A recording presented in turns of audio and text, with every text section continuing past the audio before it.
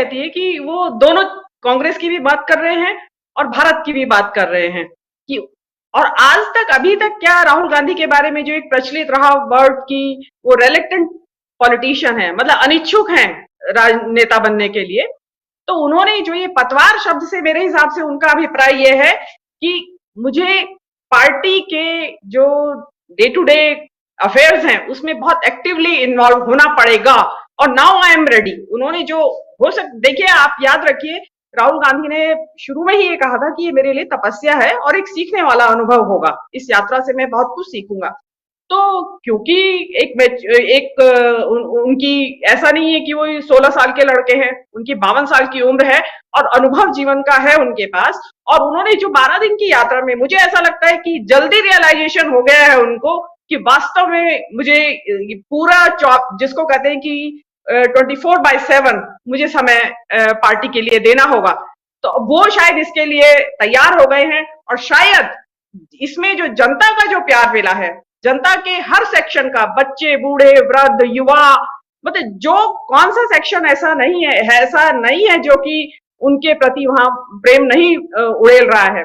शायद उसने उनको सिखाया, उस प्रेम ने उनको सिखाया है कि आपको अवश्य ही इस देश को आप मझधार में नहीं छोड़ के जा सकते, आपको पतवार संभालनी ही पड़ेगी। अब उसमें पतवार हो कांग्रेस अध्यक्ष के तौर पे संभालेंगे या कांग्रेस के एक बहुत एक्टिव नेता के रूप में संभालेंगे, ये तो समय बताएगा।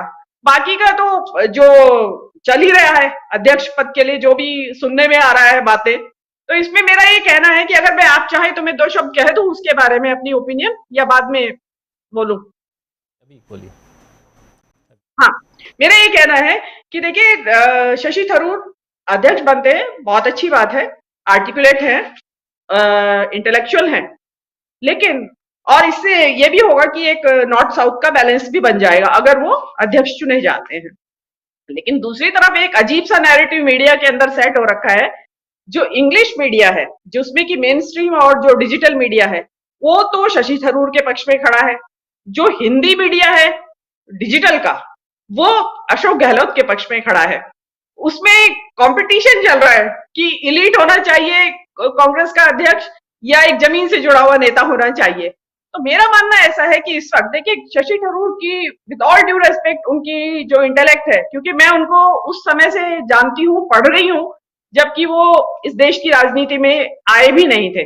2008 से पहले से जानती हूँ मैं। उन्होंने 2008 में शुरू में नवभारत टाइम्स में संडे में जो मेन संडे एडिशन में उन्होंने आर्टिकल लिखने से अपनी जो छाप छोड़नी शुरू की थी। ये कह दीजिए कि अपना को उन्होंने इंट्रोड्यूस करना शुरू कर दिया था इंडियन पॉलिटिक्स में। तो मैं उनको तब से फॉलो कर रही हूँ। तो मेरा ये कहना है कि इस वक्त कांग्रेस को एक अंग्रेजी, ऐसा जरूरी नहीं है कि नेता अंग्रेजी बोलने वाला हो, इलीट हो या कोई बहुत बड़ा ऑथर हो। इस वक्त कांग्रेस को जो जिस हालत में कांग्रेस है इस वक्त, और देश भी जिस हालत में है, उस स्थिति में एक ऐसे नेता की जरूरत है जो कि जमीन से जुड़ा हुआ हो, जनता के साथ उसका सीधा राब्ता हो।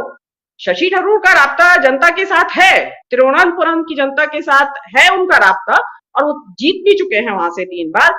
लेकिन इतना जो उनका अनुभव है वो एक सीमित अनुभव है कांग्रेस का अध्यक्ष बनने के लिए। और जिस कठिन परिस्थिति में इस वक्त कांग्रेस है, उसके लिए I would prefer, personally I would prefer कि अशोक गहलोत जैसा नेता चाहिए।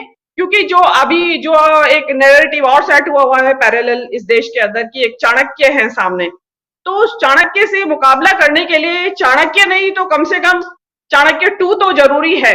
तो आई डोंट थिंक सो कि शशि थरूर एक चाणक्य साबित होंगे, क्योंकि उनको संगठन का, जैसा कि प्रशांत जी ने कहा कि शशि थरूर को संगठन का कोई अनुभव नहीं है। और जो मेरी खबर है, केरला कांग्रेस में भी उनके लिए बहुत बड़ी फॉलोइंग नहीं है, उनके लिए सपोर्ट नहीं है। देखिए खाली मीडिया के सपोर्ट से कोई अध्यक्ष का चुनाव ना जीता जाता है ना हारा जाता है।